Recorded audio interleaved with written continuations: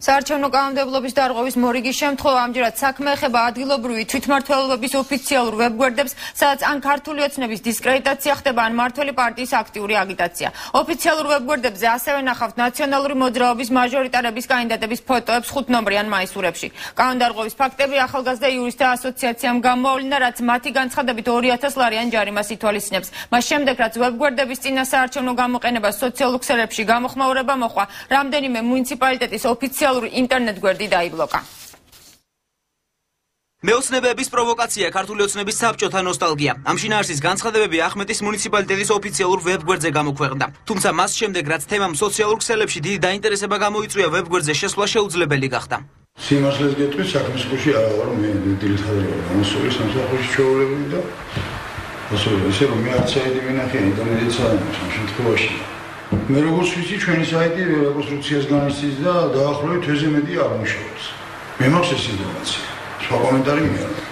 და რა გავცეთო და როგორ გავცეთო საარჩევნო დარღვევაზე. სამტრედის მუნიციპალიტეტის ვებგვერდზე ქართული ოცნების დისკრედიტაცია არ ხდება, თუმცა აქტიურად მიმდინარეობს მმართველი პარტიის წინა საარჩევნო პიარი. ფოტოებზე კარგად ჩანს სააგიტაციო მაისურში ჩაცმული მმართველი პარტიის დეპუტატობის კანდიდატი მერაბ ჯანელიძე და ერთიანი ნაციონალური მოძრაობის საარჩევნო ბანერი. სამტრედის მუნიციპალიტეტში შეკითხვებზე პასუხისგაცემა არ ისურვეს. 6 პლიათ 15 წუთი და ნამდვილად ვიცი რომ არიან. ჯერხი არ არის ხო მონეტი დაკავებული, უკითხეთ, იქნებ არ არის დაკავებული და სალია. ახმეტისა და სამტრედიის მუნიციპალიტეტების ვებგვერდების მსგავსად მმართველი პარტიისადმი პოზიტიური დამოკიდებულება აშკარაა ზუგდიდის მუნიციპალიტეტის ვებგვერდზეც. Gācīna საარჩევნო პიარზე საუბარი.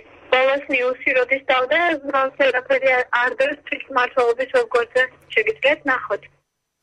ახალგაზრდა იურისტთა ასოციაცია მიუღებლად მიიჩნევს ადგილობრივი თვითმმართველობის ვებგვერდების პარტიული მიზნებისთვის გამოყენებას. იურისტების განმარტებით ეს საარჩევნო კოდექსის დარღვევაა.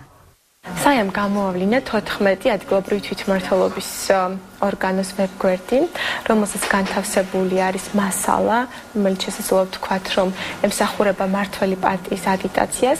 ჩვენ თვლით, რომ მოცემულ შემთხვევებში ადგილი აქვს საქართველოს საარჩევნო კოდექსის მოთხოვნების დარღვევას, რომლის მიხედვითაც დაუშვებელი არის საადმინისტრაციული ორგანოს საკომუნიკაციო საშუალებებისა და ინფორმაციული მომსახურების გამოყენება რომელიმე პარტიის მიზნებისათვის.